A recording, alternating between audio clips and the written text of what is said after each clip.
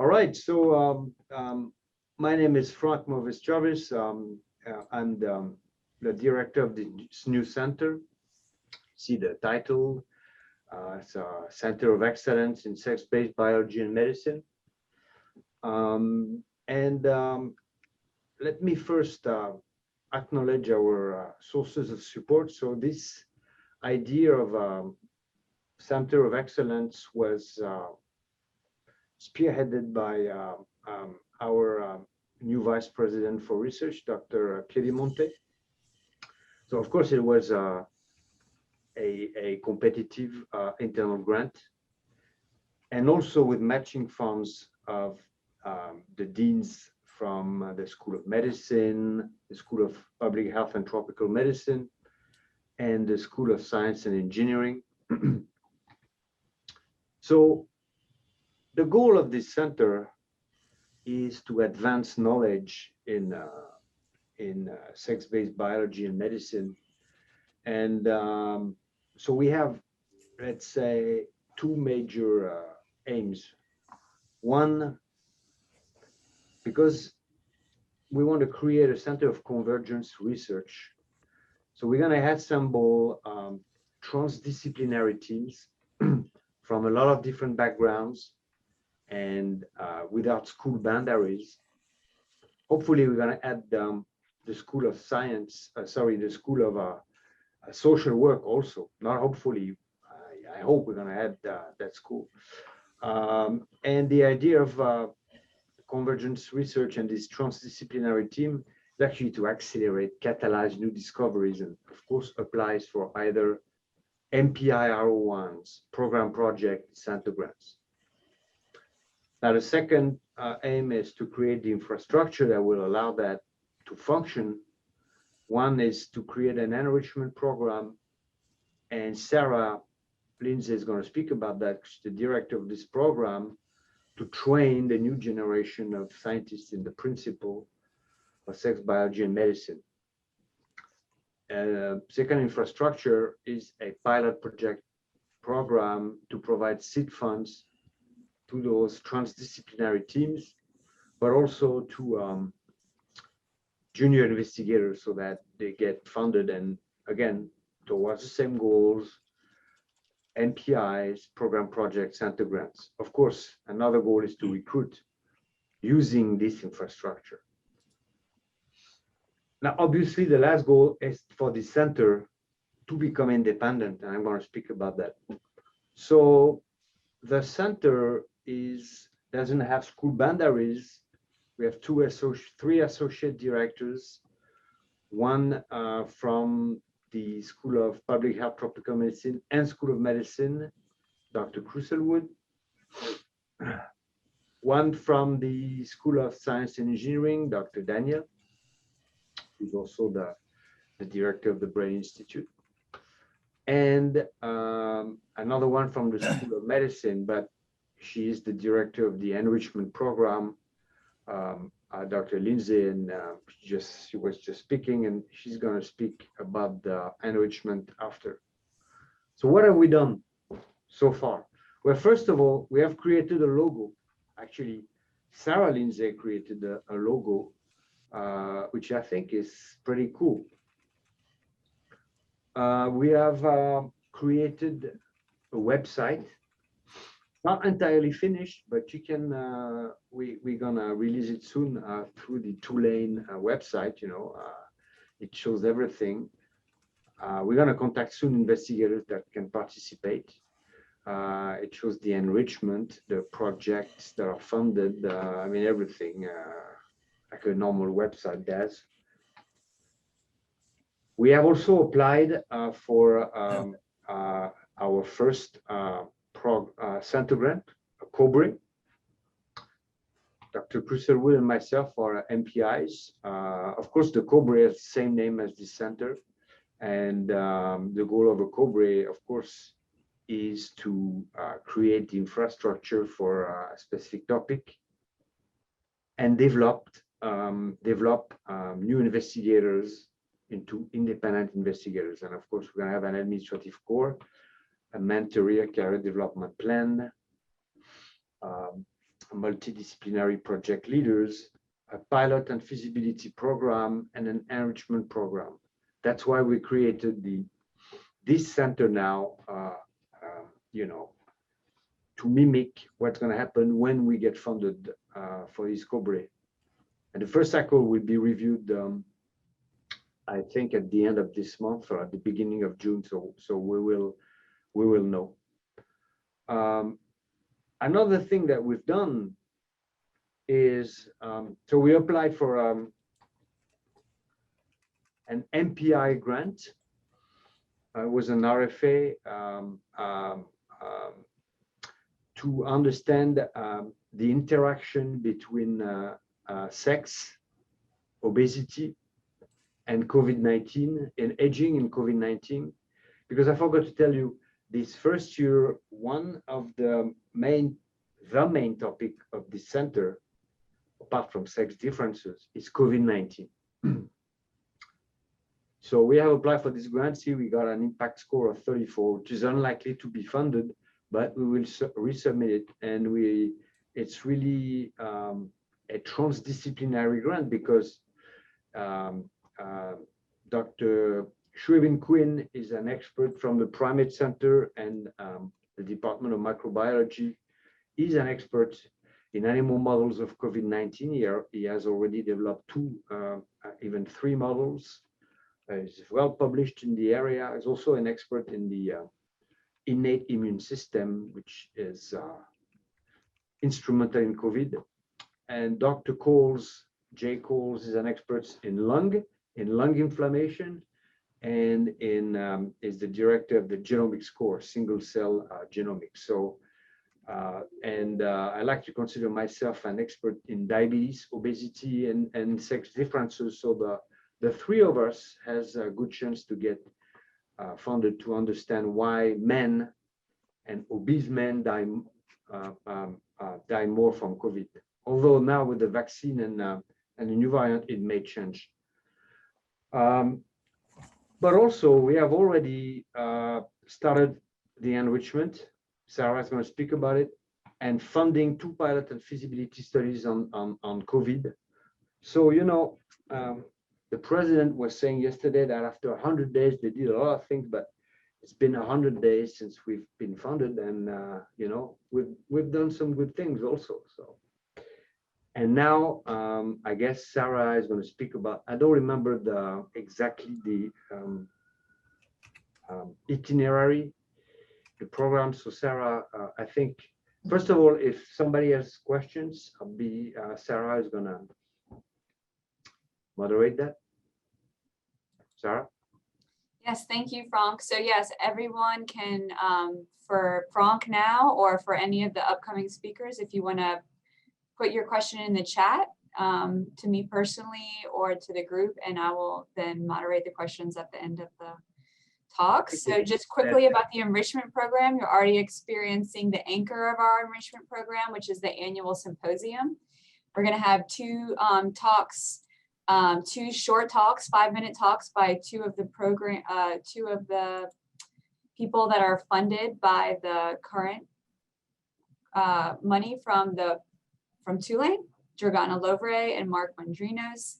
And that's going to be followed by the plenary lecture by Arnold from UCLA, and I'll introduce him later. In addition to this annual symposium, we're also going to have workshops for the people funded by the center in order to help them with their grant proposals, provide criticism. We will also have monthly seminars. We'll have announcements for ones for the summer coming up soon. And we're also going to have a boot camp, which will include additional training on sex as a biological variable, things like learning how to do gonadectomy, monitoring the estrus cycle, FISH for determination of sex chromosomes, etc. And we'll have more information upcoming about that, which will take place in the fall. And then finally, the last part of our enrichment program is to integrate sex-based biology and medicine into all facets of education at Tulane. So we want to eventually provide this education to undergraduate, graduate, and medical students. And so we're just starting to meet with the course directors now to figure out how we can best start doing that in the fall semester. And so with that, I'll introduce our first speaker, who is Dragana Lobre. One thing that I forgot to say, excuse me to interrupt you, Sarah. In the next couple of weeks, I will contact every single person at Tulane who works or who is interested in sex-based biology and medicine, and I already see a lot of those people on this on my screen today to ask them if you want to join the center in order to again create multidisciplinary group and advance research in this field. Sarah. All right, I'm gonna, if Dragana, you wanna start sharing your slides now and getting that ready, I'm gonna introduce you very briefly. Dragana Lobre is currently Assistant Professor of Medicine and Endocrinology. She completed her fellowship here at Tulane. She's board certified in internal medicine and endocrinology and metabolism, and her research interests are on cardiovascular complications of diabetes and women's health. And she's going to talk to you today about her project on acute estradiol and progesterone therapy and COVID-19. Great, thank you so much, Sarah. Hope everyone can hear me. Dragana Lobre, as she mentioned, my project is titled Acute Estradiol and Progesterone Therapy in Hospitalized Adults to Reduce COVID-19 Severity. This is a randomized control trial, and we have gone back and forth several times with FDA, and luckily happy to announce that we have received the investigational new drug status. We also have this trial on clinicaltrial.gov under the number on my slides. So the mastermind kind of behind this is my mentor and director of the center that just spoke, Dr. Movish Jarvis, who has more than 20 years experience in studying sex hormones, both clinically and in basic research. And then Kristen Bateman will be responsible and leading the recruitment side of things. So you all know how much COVID-19 has kind of done damage in terms of disease severity and so on. And we know that really there hasn't been treatment that's been efficient in modifying disease severity. The treatments that have been tried are expensive and not globally available as well. And so kind of the logical step is to look at things that are easily available, inexpensive, and studied and clinically approved. And so that is why we chose to study estradiol and progesterone. And so it's been studied for decades. It's widely available. It's cheap. We know its safety profile and so on. And mainly, most importantly, is that it has anti-inflammatory and immune modulatory actions. Specifically, 17-beta estradiol inhibits pro-inflammatory cytokines and neutrophil migration to the inflamed tissues. And we know that's kind of the major factor in the COVID disease is this cytokine storm. And then as far as progesterone, it has anti-inflammatory, it promotes anti-inflammatory cytokines. And then 17-beta estradiol also stimulates antibody production. And so my project is going to be using these well-known drugs, estradiol and progesterone, in hospitalized patients with COVID-19 disease. 120 subjects is the plan, assigning them one-to-one to estradiol and progesterone treatment, and then placebo for 5 days. And so daily we will monitor adverse events and clinical status. And then day 14 and 28, we're going to, via electronic medical records, look at their clinical status as well. And then day 60, kind of wrap up everything with a phone call to the patient or subject, clinical study subjects. So the primary outcome of the study is to look at patients with moderate disease and how many of those improve into mild disease. And the way we are defined as moderate and mild disease is via World Health Organization scale, ordinal scale, where 3 to 5 means patients are hospitalized but not critically ill, not on a ventilator or in ICU. And then the mild disease is 1 to 2 score, which means they are not hospitalized and they may or may not have symptoms. And then we're going to look at some secondary outcomes such as biomarkers, proteomics, metabolomics, and so on. So this project is funded by the Tulane Center of Excellence, Sex-Based Biology and Medicine. And the ultimate goal for me is to apply for a R01 after this and have a multi-center trial and truly, ideally, even international trial, because again, these drugs are available globally and they're relatively inexpensive as compared to some of these other treatments. And that is all I have. Thank you so much. It's nice to see everyone. It's nice to see the center kind of started and formed. Thank you, Dragana. I don't know if I missed it. So the eligibility is male, female, any age restrictions? Great question. So it's going to be male and female, which we're excited about. So we do know that COVID, men with COVID tend to do a little bit worse. And then we also know that women who are pregnant, who have kind of the ultimate high, hormone level, tend to not get so sickly. So we want to see kind of what happens in men as well. Any other questions? All right, thank you, Dragana. And I'm going to introduce our next speaker, Dr. Mark Mandrinos.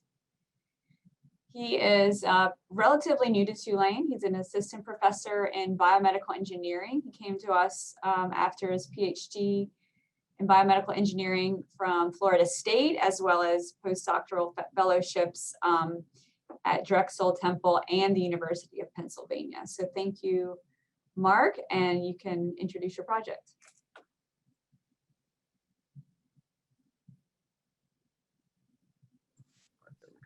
I had to unmute, sorry about that. That's okay. All right, well, thank you very much for inviting me to give this talk. It's really an honor to be involved in the center. So thanks to Frank for looping us in. So I should say straight off that this pilot project is a spin-off of the COBRI application that we applied. And basically this is all leading towards trying to generate preliminary data and get bigger proposals down the line. So the angle that we're coming at with is very basic research and development compared to very interesting clinical work that's going to have an impact that we just heard about. So our lab develops microphysiological systems. Maybe you've heard of them as organ on a chip, but these are basically in vitro models that have human cells, and we engineer them in a way to try to capture the structure and the physiology of the body as much as possible. So on the screen here, you see a little piece of a small airway tissue section where you have this layering where there's an airway and some connective tissue with collagen and fibroblasts and a blood vessel. And essentially this microfluidic device, it has that layering where we have a channel that has the airway cells and then a central layer that has a hydrogel with collagen and fibroblasts in it. It can also have macrophages, which is shown on the right here. And this vascular channel. And we developed this a number of years ago at Penn, and this is a good form of the model, but the vessel part of it is kind of artificial. It's just like a channel that's lined by endothelial cells. And one of the things that we just heard about is the importance of immune cell recruitment. So we're making a new version of this model where the blood vessels are actually a real capillary bed that's perfusible. And you can see that now in the top right-hand corner of the screen where we're making a new form of it. And in this image here where you see the green, that's actually dye that has been perfused through these vessels. So in the new form of the model, we'll be able to look at immune cell recruitment where we can have an injury or an infection and then look at how immune cells are brought into the site of inflammation in the tissue. So the kind of outputs that you can get from this stuff are really all layers of looking at tissue injury. So this is some data, which I'm just going to skip over really, about comparing smoke exposure and electronic cigarette vapor exposure in these models. And you can look at epithelial injury and inflammation. You can look at fibrosis. And importantly for this COVID-related work, you can capture the production of cytokines in the system and then correlate that with inflammatory responses. So one of the things I've been working in this field for years, and we're thinking about how we can really take it to the next level and really completely capture physiology. And one of the things that's been overlooked entirely is that we need to make male and female forms of these models. And that's basically what our pilot project is about, is starting that process. So we do the same general idea where we get primary human lung cells, but in this case, we're going to very carefully collate them from male and female donors and match them as best as we can. And then that takes care of the, having the biological sex, but engineering the total environment, we have to actually capture the male and female physiology and have the correct amounts of hormones. So the general idea, and we're really just starting this now, is looking at what are the levels of estradiol on progesterone and testosterone in men and women. And then looking at a series of experiments where we basically put the hormones in at those concentrations along with the male and female cells. And after we can validate this and show things like we actually are getting the kind of X-linked gene dosages that we should be seeing in male versus female, then we can proceed to actually doing some infection studies, which is what this is all going to culminate in, and then hopefully be able to provide some mechanistic data to back up things that Dr. Lobre and others are seeing with responses in actual human beings and patients. So I'll stop there. Great. As people are thinking about questions to ask Dr. Mondrinos, there's a couple that came in for Dragana, for Dr. Lobre. I still see you're still there. The first one is, would testosterone treatment be included in COVID patients? I'm not sure exactly what the question is asking, but we are not going to be giving testosterone. We are going to be recruiting men regardless of their testosterone status, if you will. We know there are some studies showing, kind of mixed studies, showing that testosterone blockers were having some effect, but then other studies were showing they don't. So I think the testosterone story is not really ironed out yet. Okay, the next question from Dr. Rowan is there evidence that estrogen and progesterone modulate the immune system in men? The studies that are out there, the short answer is yes. And I believe few of the studies I'm thinking about had both men and women. And they haven't been done with COVID-19, but they have been done with other infections such as influenza. Smaller numbers. And I don't remember if each study had both men and women. But yes, the answer is yes, some studies. I can add a few things to Brian. There are studies in mice with the first SARS-CoV infection, SARS-CoV-1, if I may call it, that estrogen and progesterone protect male mice from SARS-CoV-1 pneumonia. Okay. Yeah, and Dr. Rahim is saying that there is data that showed that testosterone replacement therapy can be used in COVID. So maybe y'all can talk about that offline later. No, there's data actually of one randomized controlled trial showing that androgen receptor antagonist prevent severity. The study with testosterone refers to men with COVID have very low testosterone, but any very severe disease can lead to testosterone deficiency. And remember that testosterone can be converted, it's just a reservoir of estrogens. Okay, questions for Dr. Mondrinos. What do you mean by X-linked immune response genes? Genes on the X chromosome, such as TLR7? Yeah, exactly. I guess somebody's been reading the literature if they brought up TLR7 as an X-linked one. That's one that comes up a lot in papers and stuff. But yes, exactly. So the idea would be to try to show that we're capturing the characteristics of males and females that have been attributed to the different immune responses, and I guess what could be construed as a beneficial immune response for women in some cases. And this has to do, some people say, with higher dosage of those genes. So that's one of the things that we'll try to look at in terms of validation. Okay, question from Dr. Wee. Are you able to get both epithelial and non-epithelial cells from the same donor to reduce immunocompatibility or other issues? Yeah, this is actually the most important and the most difficult thing about doing this is cell sourcing. So as it turns out, like airway cells are very easy to get from a large number of donors because they're clinically accessible. It's harder to get endothelial cells and fibroblasts and immune cells from a larger number, from the same number of donors. Autologous is what we hope to do eventually, but we're probably going to have to do for this project is a lot of matching according to age and race and such to the best of our ability. Okay, and last question from Hongbing. Do you think that male and female epithelial cells will respond to hormones differently? Yeah, I do. There's a lot of literature, lung cell biology literature looking at estrogen receptor expression in airway epithelial cells. And there's a lot of evidence to suggest that, there'll be differential responses in culture. And that's kind of the basis and the underpinning of this project is that the female and male cells will respond differently to these levels of hormones that we put in there, and that'll program different responses. All right, we're going to move on to our lecture for today by Dr. Art Arnold. Thank you both to Dr. Lovray and Dr. Mondrinos for your excellent presentations. Thank you. Thank you.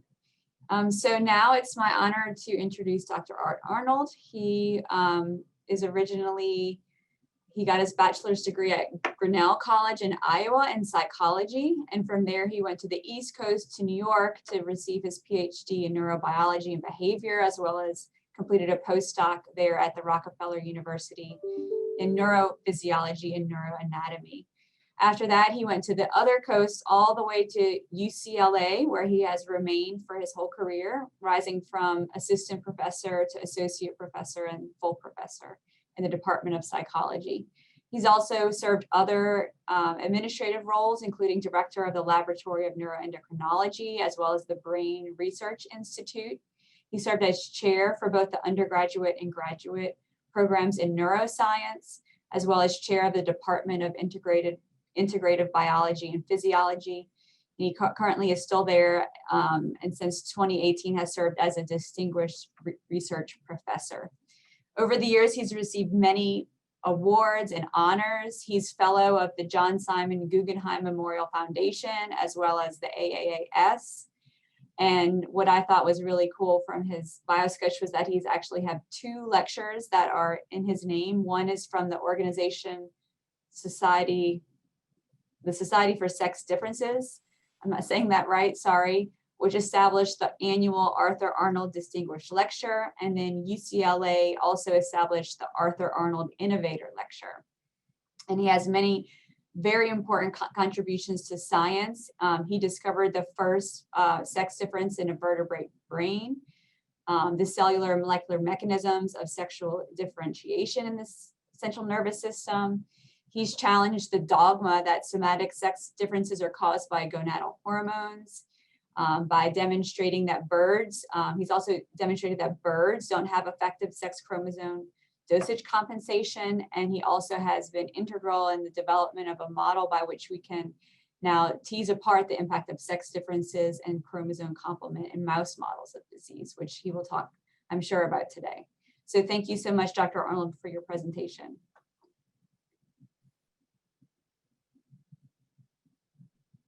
And he is the founder of the journal Biology of Sex Differences. Art, you need to unmute. Thanks. I started out there on mute. Okay, so thanks so much, Sarah and Frank. I'm totally delighted to be here today. It's really exciting to see that you're developing a new center of excellence in sex-based biology and medicine. And I thought the short talks this morning were really terribly interesting, and all sorts of dimensions in those 2 talks. I was trying to remember the first time that when I think of Tulane, I think of a lecture that I gave it was a grass lecture, and I was invited by the New Orleans chapter of the Society for Neuroscience to give a lecture. So I think it was both at Tulane and LSU. And And I looked in my CV to see when that was, and it was actually 1990, which, so it's 31 years ago since I gave a talk at Tulane, but I'm terribly delighted to be back. When I came in 1990, I visited Arnie Giral, and some of you in the audience may remember Arnie. This is a famous picture from about 1959 of a group, Phoenix, Goy, Giral, and Young. So here's Charles Phoenix, Robert Goy, Arnie Giral, and William C. Young, and they published this paper in 1959, which was a landmark paper that I'll describe briefly in a couple minutes. And in this, they must have had a meeting. I think this was in Berkeley with the father of American behavioral endocrinology, Frank Beach. And the Phoenix, Goy, Giral, and Young group discovered that injections into pregnant guinea pigs would permanently masculinize the brain of female guinea pigs in litters from, that had been exposed to androgens. And so Arnie Giral was a leader in the field, a real thought leader, and he welcomed me warmly, I remember, in 1990, and it was terrific to be able to meet him. He served at Tulane as a professor of psychology from 1961 to 1997. He was forced to leave New Orleans after his home was damaged in Katrina, and he passed away some years, a few years after Katrina. He apparently had 38 Ph.D. students, an incredible contribution in itself, and was remembered very fondly and warmly by his students as a gentle and perceptive and excellent mentor. So the points of my lecture today are that in 1990, I must have given a totally different talk than what I'm giving today, because we were not even into the kinds of things that we've been studying. Most of our work in the last 20 plus years has been on the roles of sex chromosome genes, X and Y genes, that are inherently unbalanced in males and females. They are not equal in their effects in males and females. And we've been trying to understand better what kinds of genes on the X and Y chromosome play this role to cause sex differences, and in what kinds of tissues. And it's been a very enriching experience, because it's involved a lot of collaborations with other people, as I'll show. So by now, however, a major question has been, which are the sex chromosome genes that cause sexual inequality in phenotype? And I'll talk about the mouse models a little bit that allow us to uncover sex chromosome effects. And within the last 3 years now, 3 genes, actually 4, but the ones deriving from the study of 4 core genotypes models, 3 genes have been shown to have a specific role in causing sex differences in mouse models of disease. So I'll talk about that. Okay, so why is, okay. So the contrast here is between, in my talk, is between hormonal sexual differentiation, with which we are all familiar, and sex chromosome induced sexual differentiation. And on the one hand, it's a simple dichotomy. Is the sex difference being caused by gonadal hormones? Testes and ovaries secrete different hormones, and they have different effects, and that makes males and females different. Or is it an effect of sex chromosome genes, 2 X chromosomes versus 1 Y chromosome versus none? It's a relatively simple question, but I think our understanding of hormonal sexual differentiation has been developing really over 100 years, whereas the sex chromosome effects have been studied really predominantly only in the last 20 years, and really not very intensively for all 20 of those years. So we're just now beginning to make sense of the sex chromosome effects. And when we think about a sex difference, our first choice is to go to a hormonal explanation. So if you find a sex difference in disease like COVID-19, the first thing you think about are gonadal hormones. And we saw that in the two short talks today. So the example I give here is not a COVID-19 example, but that ovarian hormones regulate body fat and energy utilization. If you have a sex difference in body composition, you immediately think about ovarian hormones or testicular hormones. If you, however, it's also true that Cadmium-5C, an X-linked gene, regulates body fat and adipocyte differentiation. And these two effects are happening at the same time. The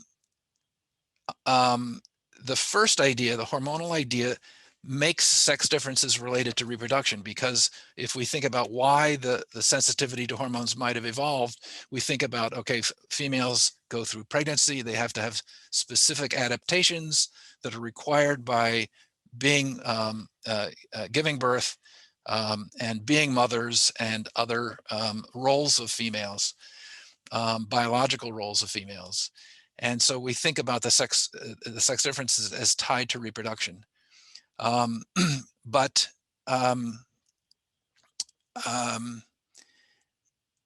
the sex chromosome effects probably are not tied to reproduction. That is, the development of the inequality of the sex chromosomes was driven by evolutionary forces that had to do with genomic forces that were not adaptive for reproduction. Females don't have two X chromosomes because it makes for better pregnancy.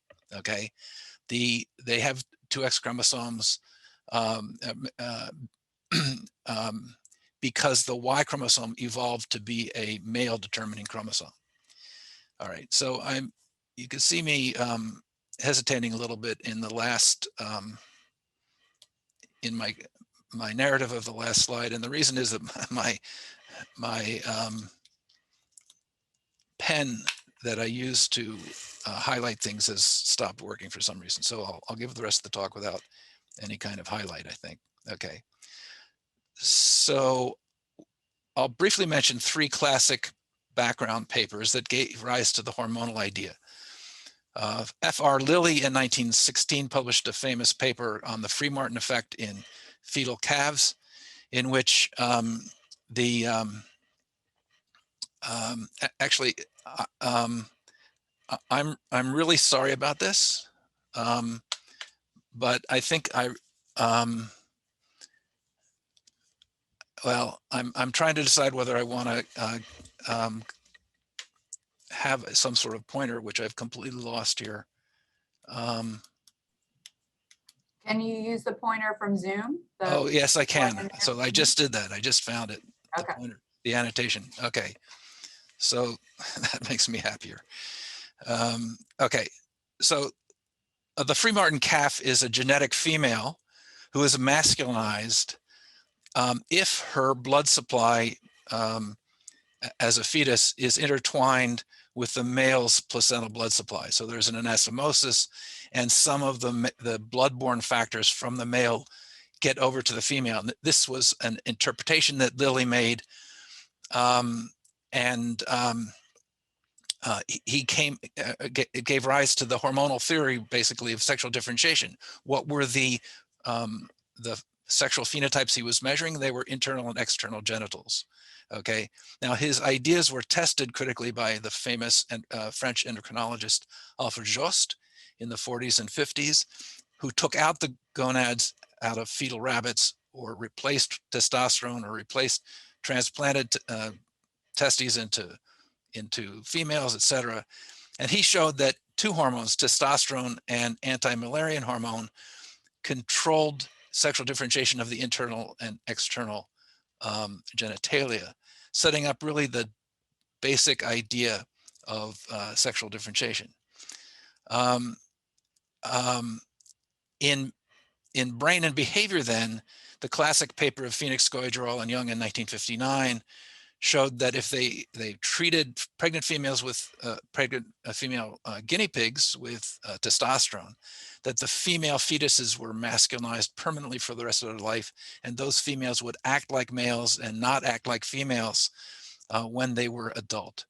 And here's the critical and seminal role of Arnie Geral. Okay, now.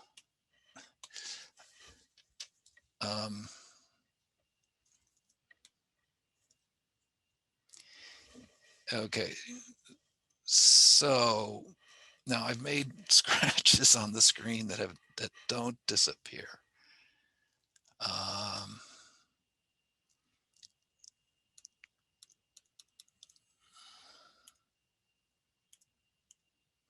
Okay, I think I'm going to go ahead and be careful with my markings here. Okay, so the endocrine view came from those studies, but there's a idea about the evolution of the sex chromosomes that came from a completely different set of studies.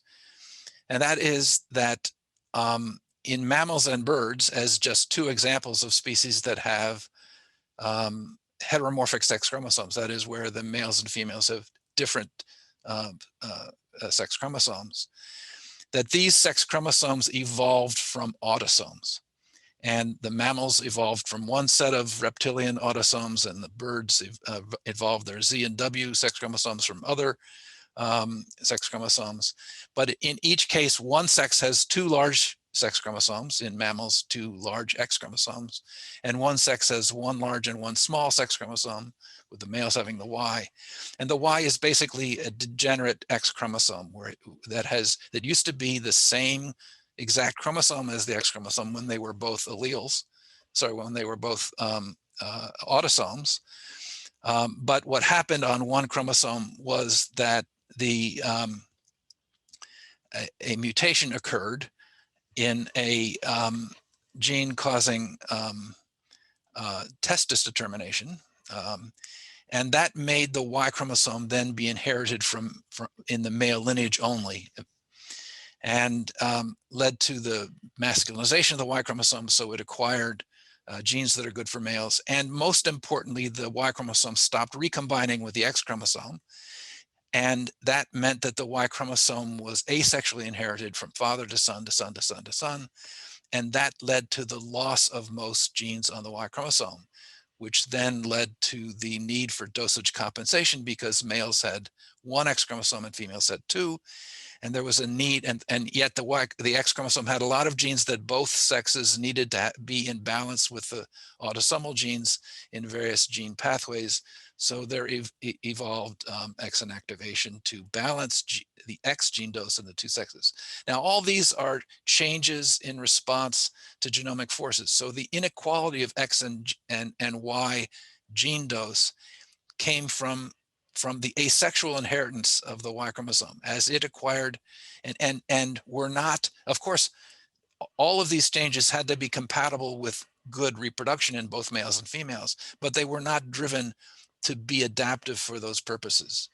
So the genes that were left to be unequal in the two sexes were not unequal because that was an adaptation to reproduction. Now, I'll bring up here briefly a group of genes called the XY gene pairs.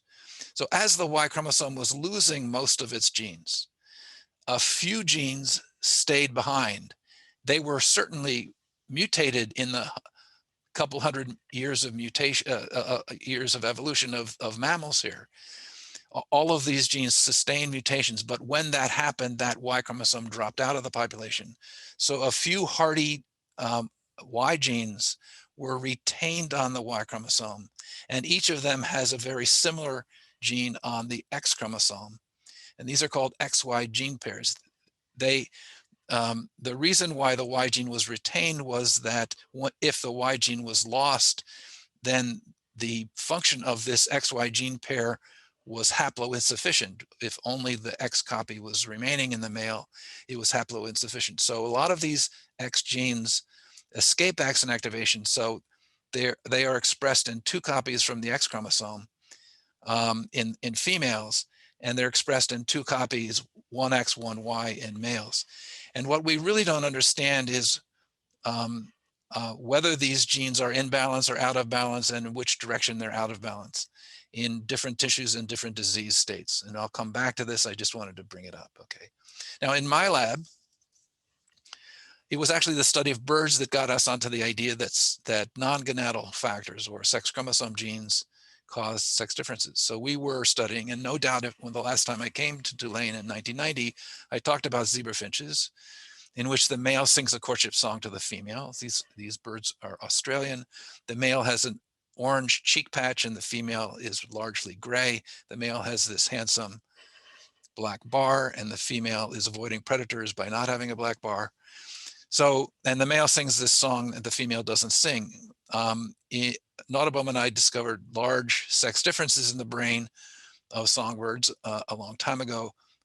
And there's a whole circuit in males that is much larger. And these are extreme sexual dimorphisms. So the male has about 5 times more neural stuff devoted to this task than females do. And it must be really advantageous for females to sing. Now, this is a whole circuit. It's a bunch of different brain regions, and they're all highly sexually dimorphic.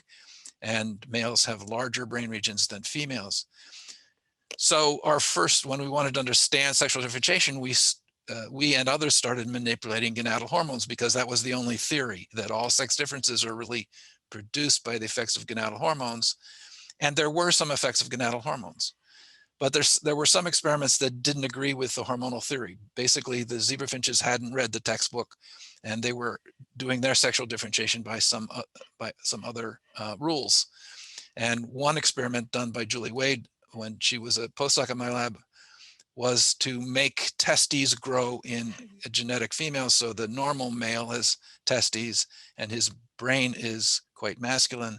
The normal female has an ovary and her brain is quite feminine. But a genetic female with testes, because of a drug treatment, you can get female birds to grow testes.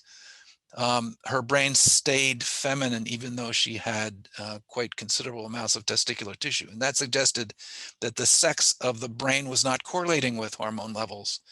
And the hormone theory was not giving us a good prediction here. And then another study was on a remarkable gynandromorphic bird. So this is a half male, half female bird. And these are all pictures of the same bird. On the right side of the animal, the male has an orange cheek patch. The female has, the other side of the body has female plumage, and the bird is actually divided down the middle, male plumage on one side and female plumage on the other. On the male side of the body, so tests suggested that the male side of the body is genetically male and the female side of the body is genetically female. There's a testis on the right side and an ovary on the other side, confirming the kind of the expectation of the genetic difference between the two sides. And here's an in situ hybridization of the brain, showing that the brain is like the plumage, it's divided down the midline, and a W gene, normally present only in females, is expressed only on the female side of the brain. And a Z gene, a related Z gene, it's actually a ZW gene pair, is expressed higher on the male side, where the male has 2 Z chromosomes. So gene expression is corresponding to genetic dosage here. And if you look at the sex of the brain of the song system, which is highly sexually dimorphic, the genetically male side of the brain is more masculine than the genetically female side of the brain. And this is not predicted by a hormonal theory, because the hormones, whatever they are from the combined ovary and testis, should be the same on both sides of the body. So we got interested in the idea that sex chromosome genes were playing some role in sexual differentiation, but we didn't know really how big a role, and we needed an animal model for studying this. So the classic dogma says that the genetic difference between XX and XY individuals plays out first in the gonad, and it's a genetic mechanism. SRY makes testes develop, testes make sperm and secrete testosterone. In the absence of SRY, ovaries develop and they secrete estradiol and progesterone. And the second step of sexual differentiation is hormonal. The first is genetic, the second is hormonal. And this is in your textbooks. If you're teaching medical school, I think this is probably what's in your textbook to teach medical students. And the present generation is still learning this central dogma. It's a simple dogma. It's easy to understand. But in addition to this hormonal mechanisms of sexual differentiation, the XX versus XY genetic difference in each cell of the body, each somatic cell, plays out in other tissues, pretty much in all tissues of the body. XX and XY cells are phenotypically different, and these are called sex chromosome effects. So how do we study these? We want to know what are the genes and which pathways are used. Now we can categorize the genes on the sex chromosomes into certain categories that we would expect to cause difference, and we did this before we ever knew which of these categories were having these effects. Okay, on the one hand, it's obvious that XY cells have Y genes and XX cells don't. So if Y genes have any effect in skin or liver or brain, they're going to only have a male specific effect and make XY cells different from XX cells. The second is that females have two X chromosomes, so therefore inherently should have a higher dose of X genes than XY cells. And so there's a dosage effect. Now this dosage difference is of course mitigated strongly by X inactivation, which shuts off one of the two X chromosomes in each somatic cell. So that here's a female specific process, that is the expression of exist, the gene that inactivates one X chromosome. It only happens in XX cells, and it makes XX cells more like XY cells, but some genes escape X inactivation and are still expressed higher in XX than XY. The third category is X imprint. XX cells receive a paternal imprint. That is, one of their X chromosomes comes from the father. And if there are any imprinted genes on the X chromosome, then XX cells will be different from XY cells, because XY cells do not receive the paternal imprint. And there's a fourth class, which is basically, it's a kind of a grab bag category that's ill-defined because we don't have a lot of examples here. But one idea is that having an inactive large chromosome in the cell nucleus has epigenetic effects on the rest of the genome. There have recently been some effects of exist, which causes the inactivation of the, which is expressed from the inactive X chromosome, causes effects in the rest of the genome that don't have to do with X inactivation. So these are the fourth class. I'm not going to talk about further. It's a poorly understood class. So most of what I'm going to talk about today is the X dosage, that is, genes that escape X inactivation. Now, to study sex chromosome effects, probably the most important discovery of my life was my discovery of Paul Burgoyne, who was a sex chromosome geneticist in London, who sadly passed away last year. And Paul, working with Robin Lovell-Badge, who had done much of the seminal work on SRY, developed a model called the 4 core genotypes. And in this model allows the comparison of XX and XY animals that have the same kinds of gonads. So the idea here is that you're comparing XX and XY animals that are, and keeping hormones constant, so that we kind of try to eliminate any differences caused by gonadal hormones and look at the effects of the sex chromosome genes. And in this model, here's the left figure here is the wild type male who has SRY, the testis determining gene on his Y chromosome. He makes 2 kinds of sperm, X sperm and Y sperm, and has 2 kinds of babies, males and females. In the 4 core genotypes, SRY has been deleted from the Y chromosome as a spontaneous deletion, and then inserted as a transgene onto autosome, onto chromosome 3. So now the X and Y chromosomes are no longer determining the kind of gonad, but chromosome 3 is determining the kind of gonad. And there are 4 kinds of sperm made by this male, either X sperm with S or Y, or X sperm without S or Y, or Y sperm with or without S or Y. Those 4 kinds of sperm lead to 4 kinds of progeny. If I've colored the first sex chromosome here, the X chromosome, red, because it comes from the mother, and the second sex chromosome is coming from the father. It's either an X or Y chromosome without S or Y, which leads to ovaries, and we call those XX or XY females, or X or Y chromosome with S or Y, which have testes. Now here's 4 genotypes, but we don't think of this as a one-dimensional comparison. We're not comparing all of these groups with all the other groups. We think of it 2-dimensionally. It's a 2-by-2 comparison.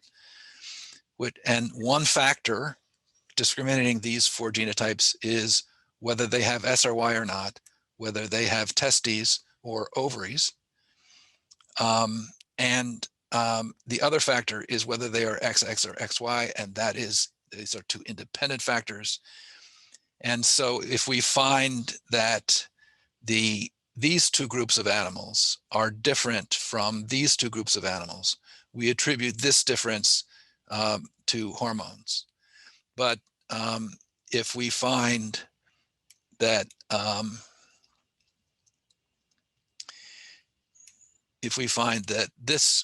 these 2 groups of animals are different from these 2 groups of animals, we attribute the difference to sex chromosomes. And that's the basic experiment that we do. So here's an example of body weight. Male mice weigh more and are larger than female mice. So we're just measuring body weight as the dependent variable here.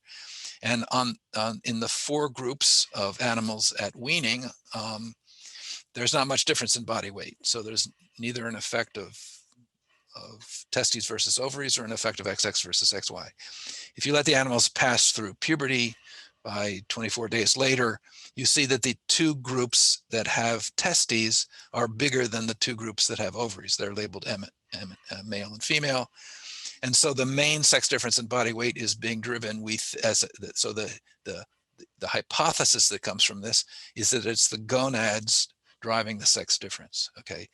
It's also true that the XX animals here are a little bit bigger than the XY animals. So if our hypothesis is hormonal, then we do a hormonal experiment. And in this experiment, when the animals are 2.5 months of age, we weigh them and find that the 2 animals with testes, 2 kinds, are larger than the 2 groups with ovaries, confirming what we saw in the last graph. So we gonadectomize them on that day to take out the hormones to test the hormonal effect, with the prediction that the sex difference should go away if it's a hormonal effect. And in fact, it does. So by about a month after gonadectomy, the groups have converged, and it's probably mostly an effect of testicular hormones because the males stop growing, which they would normally do. And the 4 groups converge on body weight, showing that the main difference was hormonal. However, strangely, if you let the animals go, slowly over a period of months, a different sex difference emerges and it makes itself apparent. And that is the animals that are XX are larger and fatter than the animals that are XY. These experiments are all done in collaboration with Karen Rui, who's a metabolism expert.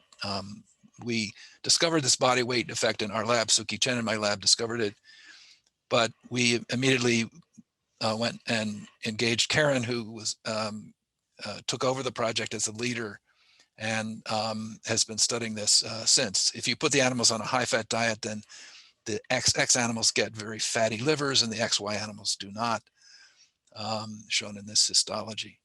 So this is a summary of body weight. In the presence of gonads, the 2 male groups that have testes are larger than the 2 female groups.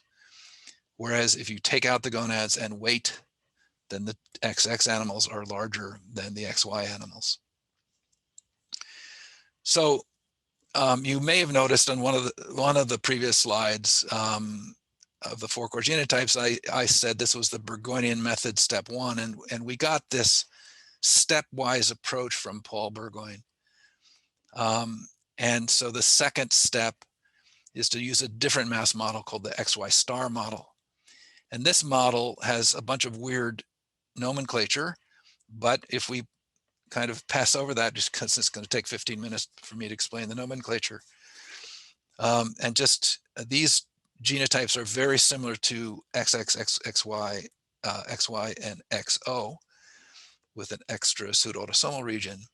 And so this model varies the number of X and Y chromosomes independently of each other. So 2 of the groups have 2 X chromosomes, 2 of the groups have 1 X chromosome, 2 of the groups have a Y chromosome, and 2 don't. So if we compare, for example, a XX female with an XO female, we're testing the role of X chromosome dosage, X chromosome number more appropriately. So we do the same experiment when the animal's 2.5 months of age. We weigh the animals, and this is again body weight. And the 2 groups with testes are larger than the 2 groups with ovaries. But after a month, this difference disappears. After a month after gonadectomy, this difference disappears. And slowly the animals with 2 X chromosomes, whether they have a Y chromosome or not, are bigger and fatter than the animals with 1 X chromosome. So now we've shown that there's a sex chromosome effect. We have shown with this experiment that it's an X chromosome effect. And now we need to find the X genes and figure out what they're doing to processes of metabolism. Now, these kinds of approaches have been used widely in a wide variety of disease models by our collaborators or other labs. And you can see a rather impressive array of disease models where sex chromosome effects have been found, where XX and XY animals respond differently to a disease that's induced in the mouse model. If you ask, okay, well, how many of those are X genes? So when people have gone further and said, is this sex chromosome effect an X effect or a Y effect? Most of the time it's been an X effect. And in one case, it's been a Y effect.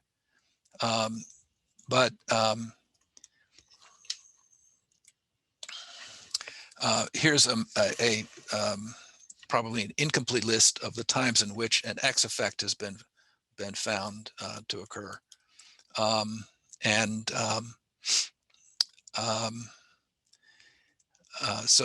So I'll talk now about a few of these effects. And again, I thought I'd lost my pen, but it's back mysteriously.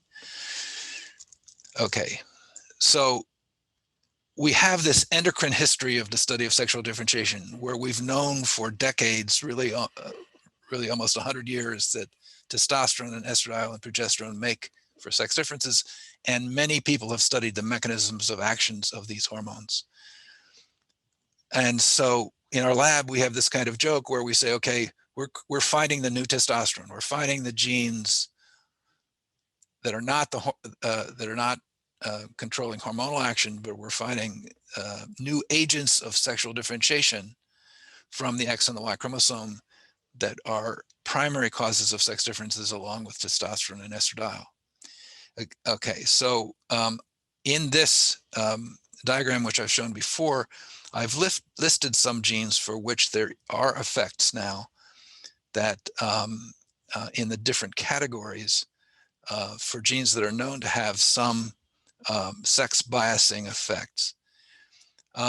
And so this is just to remind us that talking about body weight and adiposity, it's an X chromosome effect. And then our hypothesis is that one of the genes escaping X inactivation that is expressed from all X chromosomes, therefore expressed higher in XX cells than XY cells, whether that gene is causing the sex chromosome effect. So people have studied which genes on the X chromosome are sex biased in their expression, and which of them are X inactivated, are subject to the effects of exist and are inactivated on one and not expressed from one X chromosome, and which genes escape X inactivation and are expressed from both X chromosomes. And this is a relatively recent study by Tukiainen et al. That's I can stare at for minutes on end because it's all sorts of interesting stuff here. So these are data from the GTEx consortium. So they're messenger RNA levels in thousands of male and female tissues. These are human tissues. And so here's a map of the human X chromosome. At two ends, there are tiny pseudoautosomal regions, which are the regions that pair with the Y chromosome and are identical to the Y chromosome. So we've normally not thought of the PAR or the pseudoautosomal region as a source of sexual bias because males have 2 copies, females have 2 copies. The PAR has been expanded here. So the blue region here is the PAR. Now, the rows here are different tissues, different human tissues, and the columns are different X genes. And if the gene is expressed in a tissue higher in females, it's colored red. If it's higher in males, it's colored blue. And so you can immediately see a pattern. In the PAR, a lot of genes are blue. And in the non-PAR X chromosome, a lot of genes are red. Now, in fact, 23% of the X genes are expressed higher in females than males in this well-powered study. And these genes are shown red here. So you're not seeing all the X genes, you're only seeing the genes that show a sex difference in this diagram. And they're arrayed along the X chromosome. So the pattern that you're seeing with your eyes here, the pattern you're seeing does not come from hormonal sexual differentiation theory. This is a 30,000 foot view of sexual dimorphism on the X chromosome. And it's true, and it is not measuring X inactivation per se. What it's measuring is any sexual bias. So yes, ovarian hormones could be upregulating some in the red genes. Ovarian hormones might be causing higher expression in females, or testicular hormones might be causing lower expression. So some of this may be hormonal, but the pattern is not at all. But the hormonal effects should be like randomly distributed across the chromosome. There's no hormonal theory that says that the PAR is going to be influenced to be mostly male biased. And instead, the pattern is explained by the evolution of the sex chromosomes, that there is escape from X inactivation.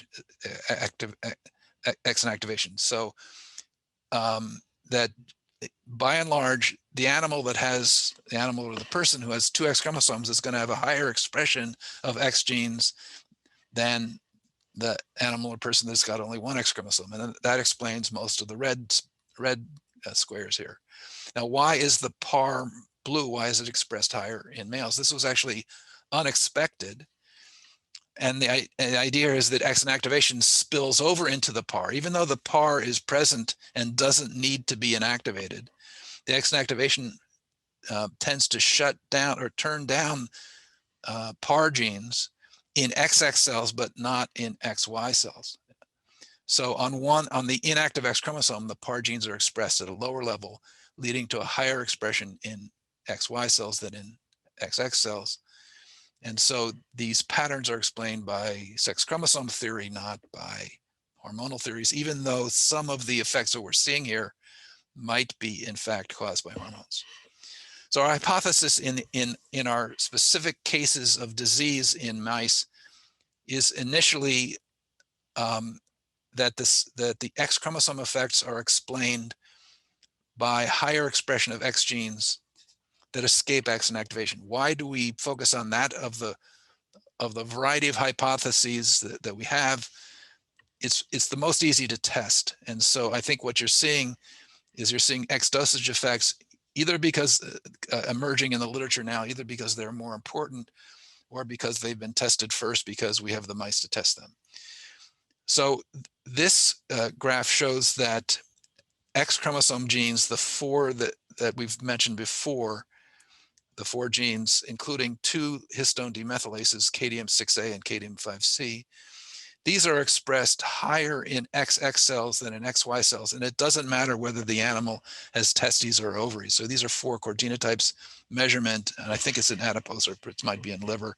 It doesn't matter. It's the same pattern in most tissues.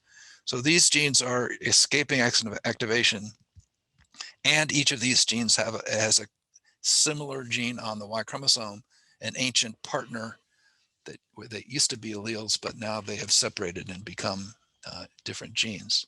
So to test the effect of an XX escapee gene, here's 4 possibilities, and we think there might be other possibilities.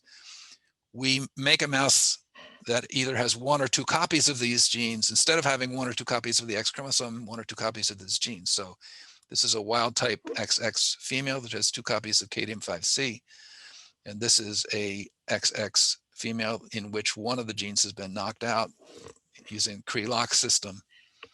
And this shows that the protein levels are appropriate. So when you have a heterozygous knockout, you get a lower level of KDM5C protein than if you have than if you have the wild type. And this shows then if you measure body weight or adiposity, that having 2 copies of KDM5C makes the animal, in this case, bigger. We're measuring body weight here and here. The top graph is on chow, the bottom graph is on high-fat diet. And in both cases, having 2 copies of KDM5C makes the animal bigger than having just 1 copy. And the same thing happens in body fat, that animals with 2 copies of the gene have more body fat than animals with 1 copy of the gene. So this means that KDM5C explains, at least in part, the sex chromosome effect. And the approach we used was really, at least the initial stages, taught to us by Paul Burgoyne. First of all, you use the 4 core genotypes model to discover a sex chromosome effect. Then you use the XY star model to discover that animals with 2 X chromosomes have a different phenotype than animals with a 1 X chromosome. And then you look for the genes accounting for the X chromosome effect. And this is the paper that was published on this last year from our labs, the Rui and Arnold labs.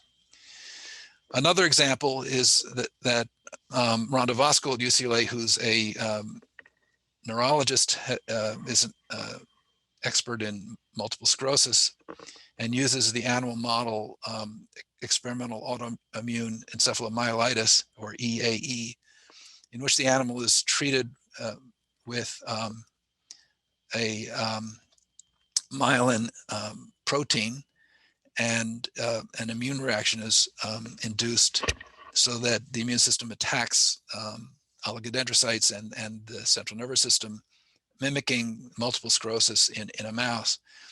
Women experience MS about 3 times more than men. In the mice, the females experience it more than, are more affected than the males.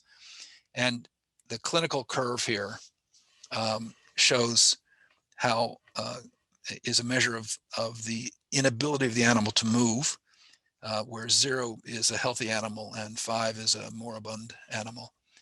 And you can see that after the induction of EAE, all of the mice get sick, and they have trouble moving around in their cage, but that some of them get better. And these are 2 groups of gonadal males who are gonadectomized, and the XX animals are doing worse than the XY. And you can see more inflammation in the central nervous system under these conditions. The Voskuil lab then identified another X escapee, KDM6A, a histone demethylase, in T cells, and found that KDM6A is expressed higher in XX than XY T cells using 4 core genotypes. And then they made a conditional knockout of KDM6A in T cells using Cree-Lock system. This is a complete knockout of KDM6A. So they're comparing KDM6A animals with and without KDM6A, and this reduced the clinical score. So the clinical graph is shown in the next slide. Again, the animals on day 0 of the experiment are injected with an autoantigen. We have the clinical score from good to bad. The wild type animals get sick, and the animals lacking Cadmium-6A in their T cells are largely prevented from getting sick. So clearly Cadmium-6A here is having a deleterious effect, and probably is contributing to the sex difference. I'm going to skip this slide. A third example of an X chromosome effect is from Dina Dubal's lab at UCSF, showing that a second X chromosome is protective in an Alzheimer's disease model. So in Alzheimer's disease, male mortality is greater than female mortality in human populations. And in mouse models, the mouse model here is an animal that's given a human amyloid precursor protein transgene inserted into this genome, and this causes a disease that has some characteristics like Alzheimer's disease.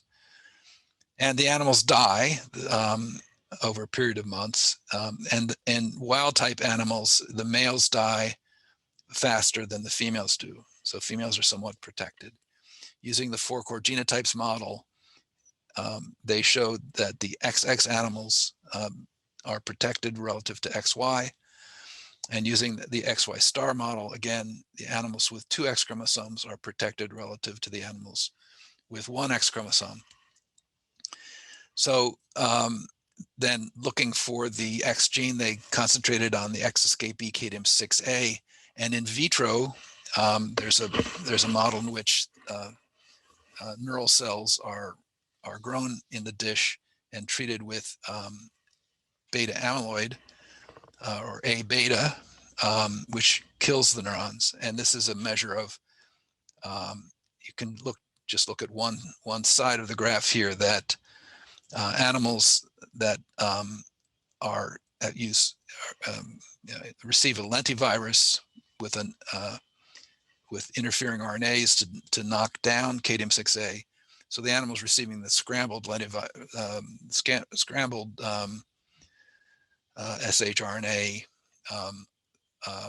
show greater levels of toxicity than when you knock down Cadmium-6A. So Cadmium-6A here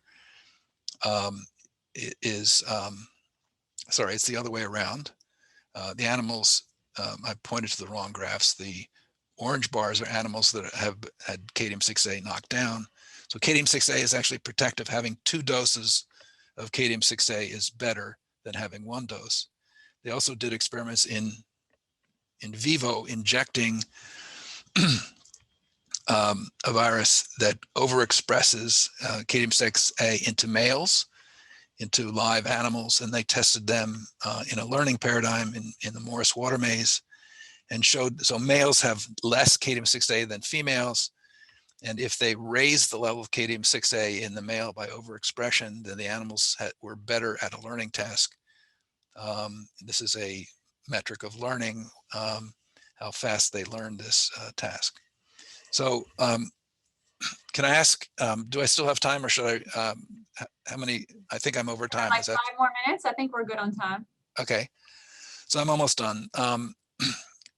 I think I have 2 more examples. Mansoura Eghbali, my collaborator at UCLA, is a cardiovascular physiologist who studies animal models. And one is a model of pulmonary hypertension, which occurs predominantly in women and is often lethal, and there's no treatment. And Christine Cunningham, her graduate students, led a project using the 4 core genotypes. So a pulmonary hypertension-like state is induced in the mouse by putting the mouse into a low oxygen chamber for several weeks. And at the end of this, one of the measures of hypertension is to measure the pressure in the right ventricle. And so here, the XX animals of the 4 core genotypes have a higher pressure than the XY animals. And then going to the XY star model, animals with a Y chromosome have lower pressures than animals without a Y chromosome. And so this is one of the only cases in which we've used this method to find a Y chromosome effect. It's actually kind of nice when you find a Y chromosome effect, because the Y chromosome isn't a very big chromosome, and there's only 4 genes expressed in mouse lung and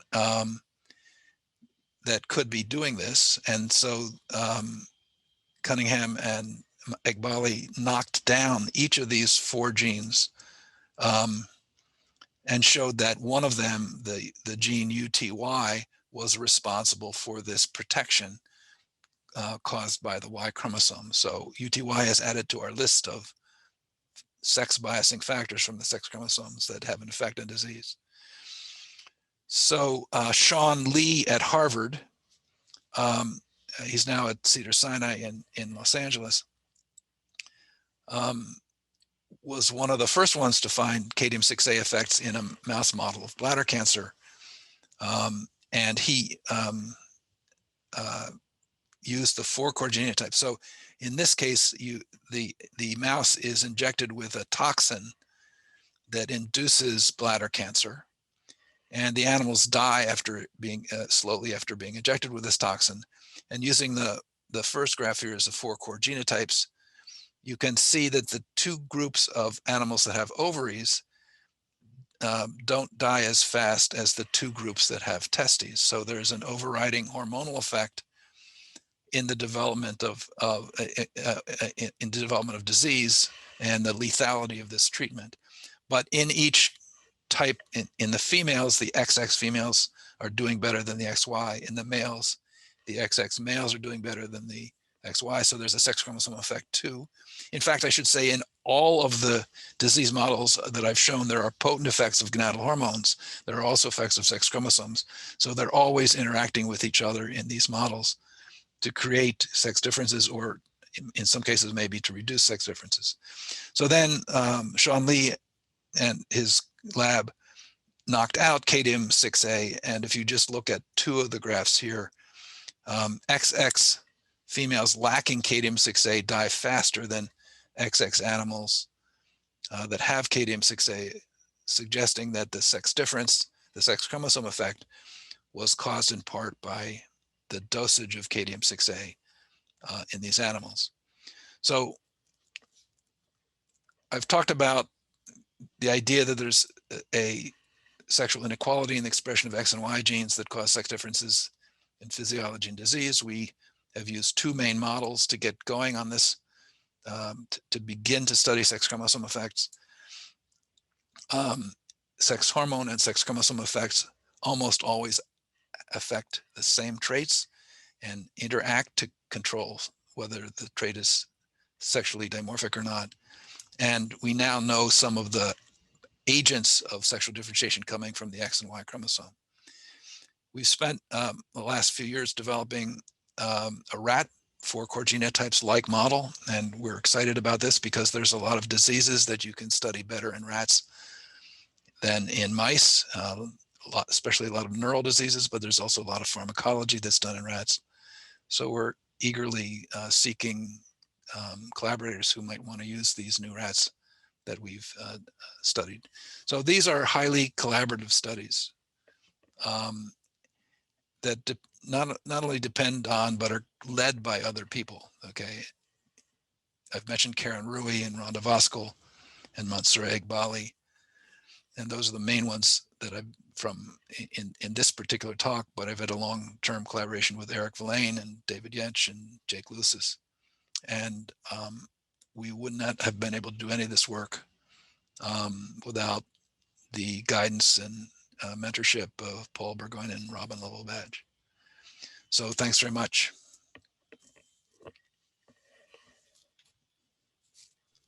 Thank you so much, Dr. Arnold. That was an excellent presentation. We already have a couple of questions in the chat, and if you're thinking of any right now, you can go ahead and put them there. So the first one was from Spencer Stubbs. I asked this question kind of early on in your talk. When you use masculinization, are you specifically using it to describe reproductive fitness or conferred fitness advantages for the biologically male individuals and vice versa? No, actually, I don't. I'm really not talking about fitness at all. Even though I try to think in an evolutionary framework, I don't. We don't try to measure fitness. We're just measuring whether the animal is so. The male version of the trait is whatever it typically happens in this species in males. So, and the female version of the trait is whatever typically happens in females. And that has to be defined differently for each species. And if it's masculinization that is pushing, if some factor is masculinizing, it's pushing the phenotype in the direction of the male typical trait. And if it's feminizing, it's pushing in the direction of the female typical trait. And masculinization and feminization have long ago been shown to be independent processes. There are different things that do one but not the other. So it's not just two ends of a continuum. But I don't think about fitness because we're dealing with these highly abstracted creatures, which are inbred mouth strains. Okay, and feel free to jump in if I'm not explaining your question well and you want to talk more. Dr. Landry, do we know whether the exacerbation of the EAE was due to effector CD4 positive T cells or regulatory CD4 positive T cells? Yeah, okay, so you're gonna have to ask the immunologist. And I'm just impressed that I was able to I'm just the say sex that well. chromosome I'm guy. not an Right, immunologist either. right, so I'm sorry I can't answer that question.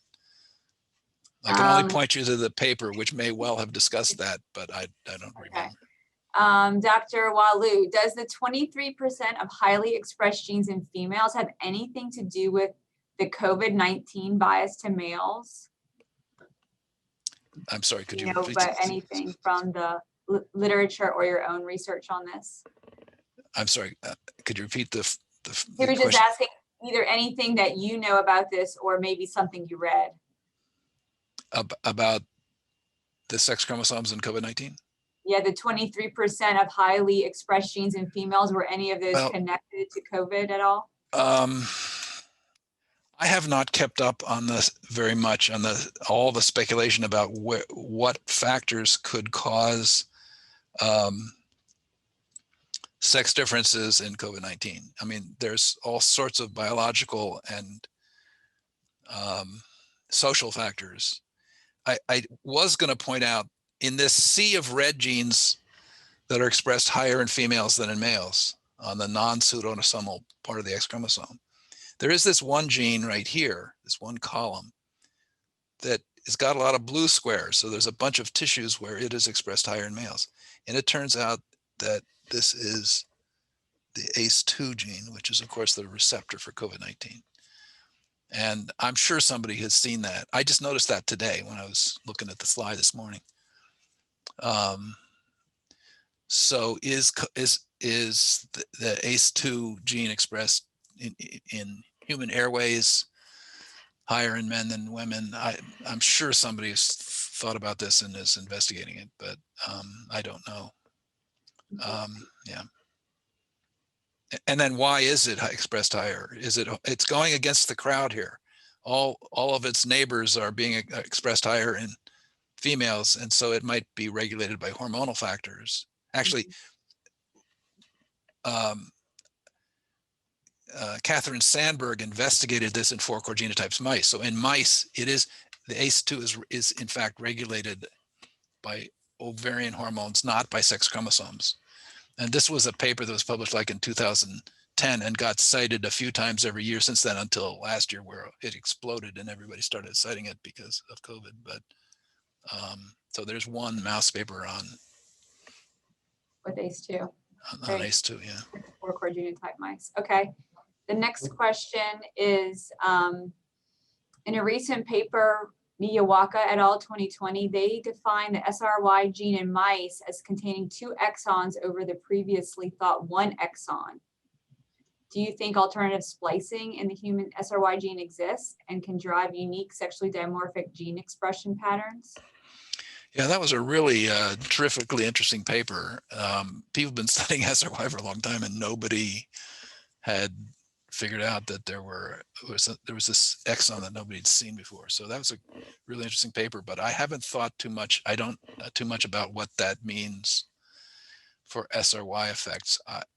Actually, we have largely stayed away from studying SRY effects because the SRYs in the 4-core genotypes model, the SRY effects are completely confounded by hormonal effects. So it's actually, that's the one Y gene that the model doesn't tell you much about.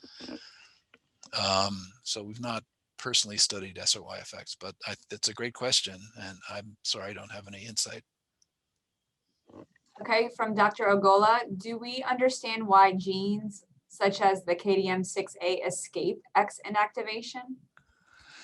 Well, the selection pressures, so if the X and Y, so each of these genes, so we certainly don't understand, looking at this figure in front of us, why all of these, so many genes escape X inactivation. In humans, it's about 23% of X genes. In mice, it's more like 3%. So this might be a rich source of sexual dimorphism in the human genome, but we don't know if what is the emergent phenotypes, the disease phenotypes that are influenced by all this sex bias and expression, or whether they have any effects, right? Because we're just beginning to investigate these, and only a few genes have been studied in mice. It's actually hard to study the effects of X escape in humans because you don't have comparison groups that are where you can control the hormones and make sure that whatever you're seeing is not a hormone effect. So with regard to the 4 genes that I've emphasized from mice, they all have a Y partner. And so the quote unquote reason or the selection pressure that would cause them to be expressed from all X chromosomes is that the Y is to keep the dosage. So the system is that XX cells have 2 doses, XY cells have 2 doses of genes with similar functions. And maintaining that balance evolutionarily is an evolutionary stable strategy that presumably has been selected for it. Any deviation from this, for example, if the Y gene is lost, has been selected against because those genes are still there after millions of years. So that may be that's one potential reason the balance between the X and Y chromosome. The X and Y chromosome are actually, they're different, but they also balance each other out in certain ways. And this is one place where they balance each other. Okay, one last question from Paula. Great talk, Dr. Arnold. Do you know how the inactive X affects the other chromosomes? Well, the one suggestion, there were a couple of papers by Richard Festenstein, I think around 2011, 2012. The first one is in collaboration with Paul Burgoyne. And the speculation was that to make a chromosome inactive, the chromosome has to recruit a lot of heterochromatizing factors, things that shut down the chromosome. And if those heterochromatizing factors are a limited resource, then the inactive chromosome might be sucking heterochromatizing factors away from the rest of the genome, therefore having at least some parts of the autosomes be more active because they are not being influenced by these heterochromatizing factors. So that's one speculation, but there are other things in this category. For example, there's a recent paper that I can't give you the reference for because I'd have to look it up, but showing that knocking out exists in adult cells in a specific tissue it does not eliminate X inactivation, but it does in fact has some phenotypic effect in the cell. So exist, which evolved this grand dosage compensation role to shut off most of the X chromosome. So 75% of the genes are shut off on one X chromosome. And it's an effective means of making XX and XY cells more similar to each other. And that's how, presumably how exist evolved, but the exist may have adopted some other functions. So only XX cells express exist, XY cells don't. So there may be some side effects of exist that we haven't seen. And it's been maybe a little hard to see those because of the massive effects of exist on dosage compensation. All right, thank you so much, Dr. Arnold. Frank, do you want to say a few words to end the session?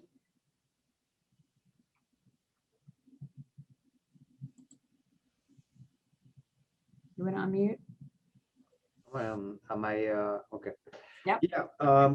Actually, I wanted just to reply to one question about the ACE2 gene that appears to be diverging compared with the others.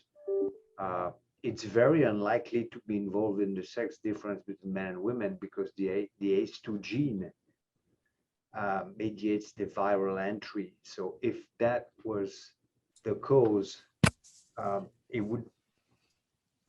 There are as many men and women that are infected, but men have a more severe disease. So if ACE2 was involved, you would have, you know, a sex difference in the infection rate, which is not the case. So many thanks, Art, for this very nice introductory lecture. I don't have in front of me the rest of the day, but I think we have a pause now, don't we? Yep, we're going to break and let Art eat lunch, and then we're going to reconvene, or Mark and Art are going to reconvene at 2. Is that enough time for you, Art? 20 minutes, or you want to, is that good? Okay. Yeah, that's fine. And All right. thanks to everyone for this very nice participation. I think in the middle of the talk, we had like 89 people from Tulane. That's very nice. That's very encouraging. All right, so Art and everyone will see you in a few minutes. Okay. I mean, Thanks, everyone. Thank you.